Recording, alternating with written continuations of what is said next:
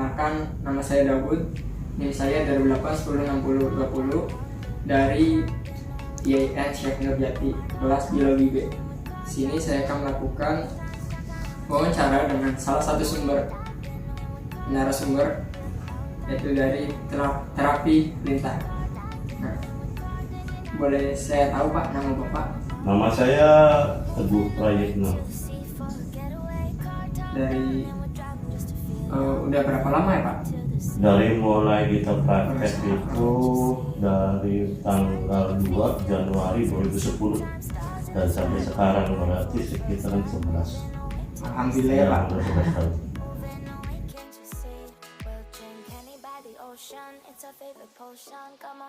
Kalau dari jenis lintahnya sendiri itu Kalau kita jenis lintah itu namanya lintah hijau ya, kalau di kita di bahasa Indonesia. Kalau bahasa Latinnya itu virido lintah medis jamis atau medis. Khusus kita pakai itu lintah medis yang jenisnya itu warna hijau, terus ada dari ujung ekor sampai ujung mulut itu ada garis-garis terputus, dan di samping atau pinggir-pinggir itu ada garis kuning, itu ciri itu. Dan kalau kita pakai itu hanya sekali pakai dan sisanya kita kumpulkan lalu dikubur, tidak boleh dibuang karena nanti akan mencemari lingkungan sekitar, atau bisa kita buang di kali atau di sungai, itu namanya. ya baik. Kalau dari manfaatnya Pak? Manfaat terapi lintah sebetulnya banyak.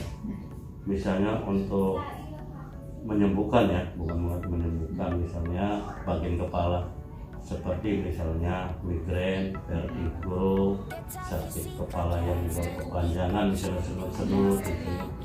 Nah, gitu. Terus dan kalau untuk misalnya jenis-jenis penyakit, katakan misalnya kolesterol, asam urat, hipertensi, yang tidak bisa diobati, nah ini ya, yang tidak bisa diobati itu terutama pada kaum pria seperti turun berat. Turun berat itu kalau bahasa ini apa ya? Hernia nggak bisa diobati. Terus kalau yang kedua TBC yang sudah akut, yang sudah tipe C. Nah, tipe A masih bisa, tapi kalau tipe C itu pada bolong, sudah nggak bisa. Terus jenis kanker yang sudah stadium lanjut, yang kita sudah bisa obati itu mulai stadium 3 dan 4 kaki. Kalau yang masih kita obati itu stadium awal, karena masih stadium 1 atau masih 2.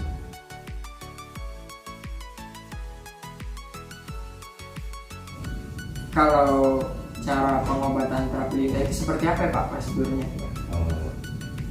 Kalau prosedurnya pertama kita sebagai seorang muslim ya, kita adakan dulu ritual. Akhirnya ritual itu yang dikatakan tahlilan dulu.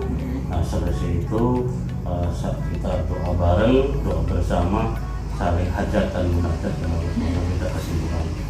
Kemudian setelah selesai baru kita terapkan kita cek dulu. Nah, cek itu cek tensi ya, tensi darah berapa, terus tarikan atau pernya berapa, dan detak jantung yang utama itu berapa. Kalau detak jantungnya minimal itu di bawah 70, kita nggak ada terapi, nggak boleh, karena akan mempengaruhi sirup yang ada di lintah itu akan bekerja dan mempengaruhi detak jantung dan akhirnya drop atau pingsan.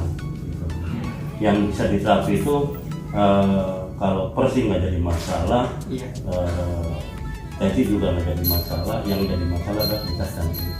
Kalau detak jantungnya di bawah 70, kita adakan dulu suruh minum multivitamin, misalnya susu beruang atau segala macam.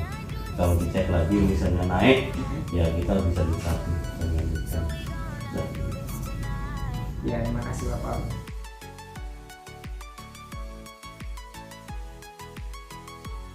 Ya, Pak. Ya. Jadi Daud itu pernah baca Pak kalau terapi lintah itu bisa menyembuhkan penyumbatan darah tuh Pak. Ya. Itu apakah benar apa? Betul. Jadi kalau lintah itu adalah yang namanya zat hirudin ya. Zat hirudin itu zat pengencer darah. Jadi kalau di dalam tubuh misalnya ada yang menyumbat ya atau menggumpal. Nah ini nanti akan terjadi pengenceran darah. Ya seperti contoh tadi tuh merobal. Iya. Kan tadinya kan itu nyumbat tuh membendung karena itu kan ada bengkak. Nah terus begitu kena lintah itu merombol langsung. Tadi itu sampai banyak darahnya. Tadi kan dia sendiri kan. Iya. Tuh. Yang pertanyaan yang terakhir itu kalau proses penyedotan lintah itu berapa lama ya Pak? Tergantung. Kalau untuk jenis kolesterol itu minimal 2 jam. Minimal ya. Tapi kalau untuk asam urat atau yang bengkak tadi pengapuran itu cepat, prosesnya paling 10 menit. Nah kalau untuk stroke itu lebih lama, maksimal antara 2 jam setengah sampai 3 jam. Jadi tergantung. Iya Pak, terima kasih Pak atas Ya, sama-sama. segitu aja. Pak, masih Ya, Pak. sama-sama.